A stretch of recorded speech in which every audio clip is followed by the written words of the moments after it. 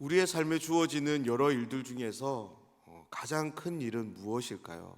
그것은 아마도 죽음일 것입니다.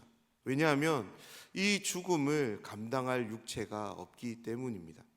지난 3년 동안 우리와 계속 함께하고 있는 코로나가 무서운 것도, 암이라는 질병이 우리에게 두렵게 다가오는 것도 바로 이 죽음이 함께하기 때문에 그렇습니다. 만약 우리가 코로나에 걸리더라도, 우리가 암에 걸렸을 때 절대 죽지 않는다라고 이제 보장이 된다면, 우리는 코로나에 대해서, 암에 대해서 이전과는 전혀 다른 입장과 태도를 가질 것입니다.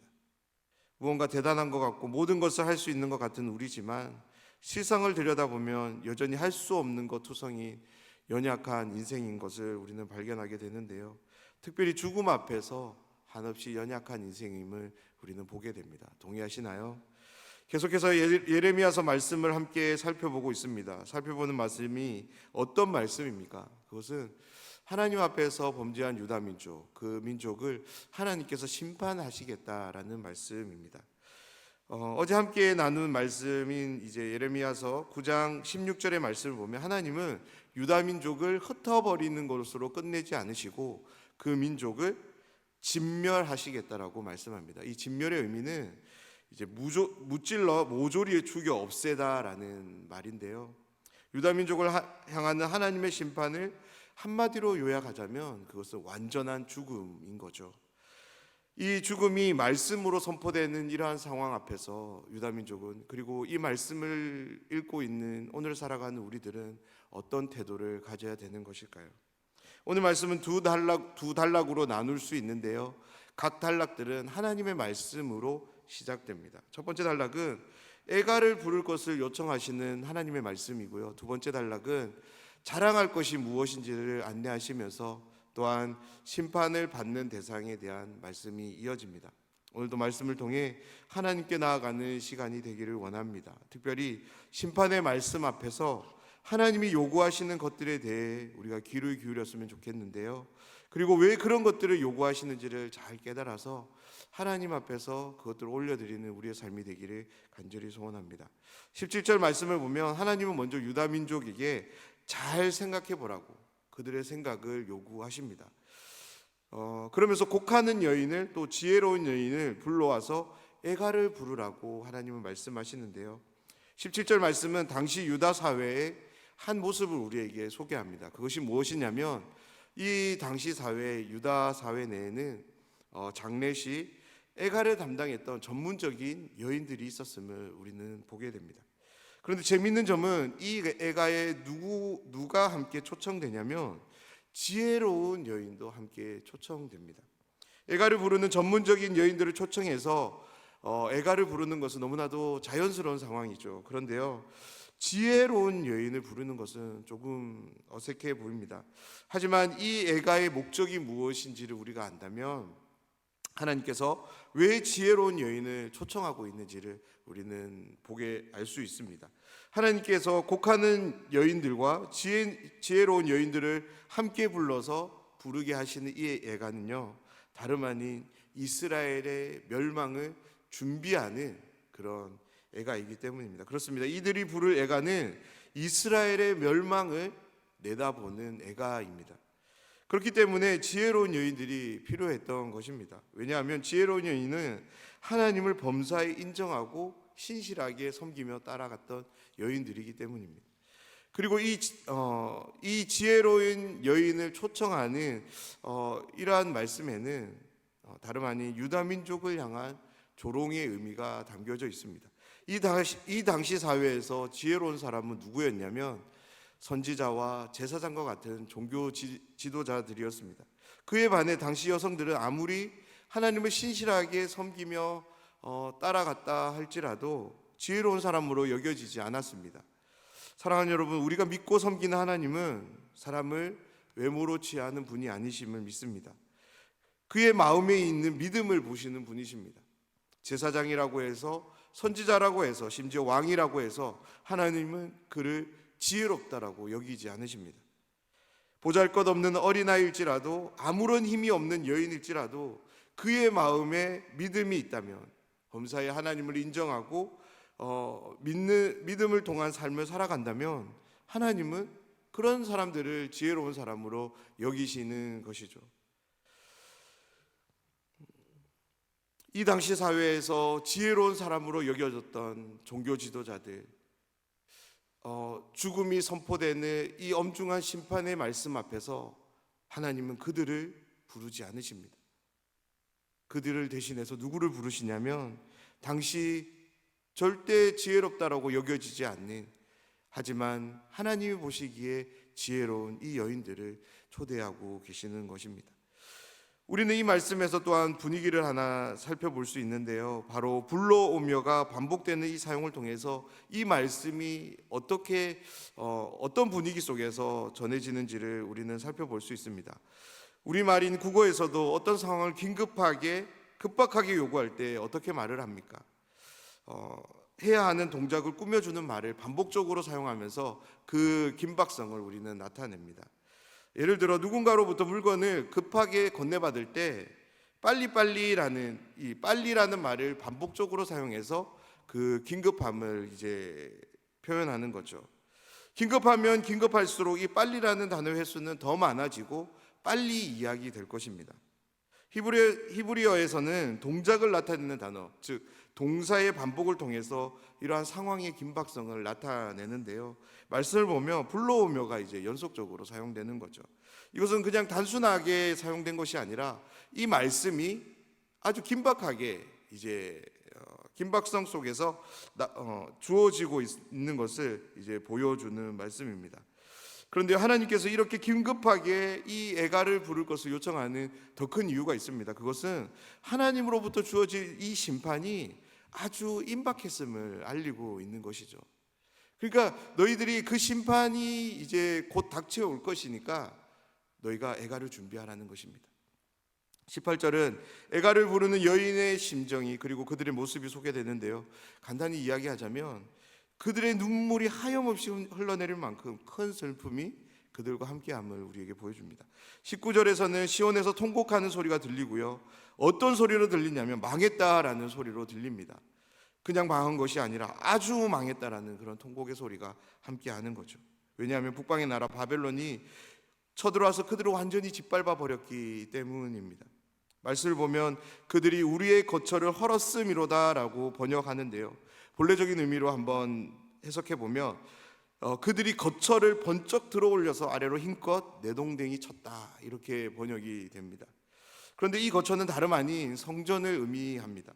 다시 말해서 바벨론에 의해서 예루살렘 성전이 완전히 파괴될 것을 이제 말씀하는 것이죠. 유다 민족에게 있어서 가장 큰 슬픔이 있다면 바로 예루살렘 성전의 파괴입니다. 그들이 생각했던 예루살렘 성전은 어떤 곳입니까? 가장 강력한 곳으로 그들의 삶의 안정과 안녕을 보장해주는 그런 상징적인 곳입니다. 사내립의 공격에서도 무너지지 않는 절대 안정을 보장해주는 곳이 바로 예루살렘 성전이었습니다. 그런 성전이 파괴되었다는 것은 그들의 모든 것이 파괴된 것이나 다를 바가 없는 것이죠. 이러한 광경 앞에서 눈물을 흘리지 않을 유다 민족은 없었던 것입니다. 20절에서 하나님은 애가를 부르는 여인을 향해 세 가지를 말씀합니다. 먼저는 말씀을 들으라이고요, 두 번째는 그 말씀을 받으라입니다. 마지막은 그 애가를 가르치라라고 말씀합니다. 하나님은 이 애가가 지속적으로 불려질 것을 암시하면서 이 세 가지를 말씀하고 계시는데요, 왜냐하면 유다 민족이 받게 될 하나님의 이 심판은 그냥 한순간으로 끝나는 것이 아니라 얼마의 시간이 걸릴지는 모르지만 하나님이 예정하신 그 기간 동안 계속적으로 진행될 것이기에 이 애가가 계속적으로 불려질 것을 하나님께서 말씀하고 계십니다. 하나님으로부터 주어지는 심판의 과정을 21절이 소개하고 22절은 그 심판을 통해 주어지는 결과를 우리에게 들려줍니다. 22절의 말씀을 보면 이 심판을 통해 죽임을 당한 사람의 수가 얼마나 상당한지를 우리는 알 수 있는데요, 추수하는 자의 뒤에 버려져 거두지 못한 곡식당 같이 될 것이라고 말씀합니다. 간단히 이야기하면 시체들이 흙먼지처럼 땅에 떨어질 것이라고 말하고요, 그 시체들이 어떻게 쌓이냐면 곡식당 같이 그렇게 쌓이게 될 것이라고 말씀하고 있습니다. 23절에서 하나님의 말씀이 다시 선언되는데요. 17절에서 소개된 말씀과 비슷하지만 조금 다른 점이 있다면 23절부터 나오는 하나님의 말씀은 하나님이 기뻐하시는 것이 무엇인지에 대한 소개가 담겨져 있습니다. 그렇습니다. 하나님은 이스라엘 민족에게 끊임없이 하나님이 무엇을 원하시는지를 계속적으로 말씀하신다는 것을 우리는 기억하며 우리는 이 말씀을 읽을 필요가 있습니다. 하나님은 먼저 유다 민족을 향해 자랑하면 안 되는 것을 말씀하시고요, 자랑해야 할 것을 또한 말씀하십니다. 무엇을 자랑하면 안 되냐면, 지혜로운 자는 자신이 가진 지혜를 자랑하지 말라고 하고요, 용사는 자신이 가진 그 용맹함을 자랑하지 말라고 합니다. 또한 부자는 자신이 가진 그 재물을 자랑하지 말라고 말씀합니다. 그렇다면 왜 하나님은 이런 것들을 자랑하지 말라고 말씀하실까요? 바로 이 자랑들이 유다 민족의 멸망의 원인들이었기 때문입니다. 그들은 자신들이 가진 지혜를 자랑했습니다. 하지만 그들이 자랑했던 지혜는 하나님과 전혀 무관한 지혜였습니다. 그 지혜로 인해 하나님을 멀리했고 그 지혜로 하나님이 아닌 우상을 섬겼습니다. 그들은 자신이 가진 지혜로 하나님을 인정하기는커녕 하나님으로부터 점점 더 멀어져 간 것이죠. 자신이 가지고 있는 용맹함, 자신이 가진 재물 또한 마찬가지인데요, 하나님을 향한 길이 아닌 더욱더 자신들이 가진 용맹함과 물질에 집중하도록 그렇게 자랑했던 것이죠. 그래서 더 용맹함을 위해, 더 많은 부를 가지기 위해서 그들은 아랑곳하지 않고 하지 말아야 될 그 죄악들을 서슴없이 저질렀던 것입니다. 그런 유다 민족을 향해 하나님은 자랑해야 되는 것에 대해 말씀하는데요, 그러면서 이것들을 하나님께서 기뻐하신다라고 말씀합니다. 먼저 하나님은 명철, 하나님과의 바른 관계를 통해 깨닫게 된 하나님에 대한 이해함을 가지고 하나님을 아는 것을 자랑하라고 말씀합니다. 그리고 하나님께서 사랑과 정의와 공의를 땅에 행하는 자임을 깨닫고 인정하는 것을 자랑하라고 말씀합니다. 사랑하는 여러분, 우리 이 말씀을 꼭 기억하면 좋겠습니다. 언제 어디서나 하나님이 누구신지를 분명히 아는 우리가 되면 좋겠습니다. 특별히 하나님이 사랑이신 것에 대해서, 하나님이 이 땅의 정의와 공의를 실천하시는 분의 것에 대해서 분명한 믿음을 가지고 그 하나님을 신뢰하며 살아가는 우리 모두가 되길 간절히 소원합니다. 25절에서 하나님은 다시 심판에 대한 하나님의 입장을 밝히시는데요, 하나님의 심판은 육체의 할례를 받은 유다 민족도 예외 없이 심판의 대상이 될 것이라고 말씀합니다. 그러면서 간접적으로 그들에게 한 가지 할례를 요구하시는데, 그것은 무엇이냐면 앞에서도 소개되었는데요, 바로 마음의 할례를 받아야 된다라고 말씀합니다. 오늘 말씀을 연구하고 준비하면서 저 개인적으로 마음이 참 무거워졌는데요, 왜냐하면 지금 우리는 이 나라와 민족, 특별히 교회를 두고 눈물로 통곡하며 기도해야 되는데, 그러지 않는 저의 모습을 보면서 반성의 시간을 가졌고 마음이 참 무거워졌습니다. 그러면서 예수님의 이런 말씀이 떠올랐는데요, 마태복음 11장에 나오는 말씀입니다. 이 세대를 무엇으로 비유할까? 비유하건대 아이들이 장터에 앉아 제 동물을 불러 이르되, 우리가 너희를 향하여 피리를 불어도 너희가 춤추지 않고 우리가 슬피 울어도 너희가 가슴을 치지 아니하였다 함과 같도다. 사랑하는 여러분, 하나님의 사랑이, 하나님의 정의와 공의가 무너진 이 세상, 특별히 교회도 예의가 아닌데요, 이러한 현실을 살아감에도 불구하고 우리는 어떻게 살아가고 있습니까? 눈물을 머금고 통곡의 애가를 목 놓아 부르며 간절히 하나님 앞에서 기도하고 계신가요? 아니면 예수님의 비유에 나오는 사람들처럼 피리를 불어도 춤추지 않고 슬피 울어도 가슴을 치지 않는 그런 한낱 종교인으로 전락해서 하나님을 사랑하며 하나님을 섬긴다라고 말하며 살아가고 있지는 않으신지요? 오늘 이 예레미야의 말씀을 통해서 우리의 삶이 말씀이 안내하는 삶으로 나아가기를 간절히 소원합니다. 하나님이 자랑할 것을 요구하는 삶이 있습니다. 그것들을 기억하며 자랑하며 살아가는 우리 모두가 되기를 원합니다. 특별히 조국 대한민국의 가슴 아픈 현실을 끌어안고 눈물로 통곡하며 하나님의 긍휼과 자비 그리고 은혜와 회복이 이 땅 위에 임하기를 간절히 기도하는 우리 모두가 되기를 간절히 소원합니다. 이 새벽 시간, 이 간절함을 품고 기도하는 모든 분들에게 눈물을 허락하시며 기도의 자리로 인도하시는 하나님의 은혜가 있으시길 주님의 이름으로 축원합니다.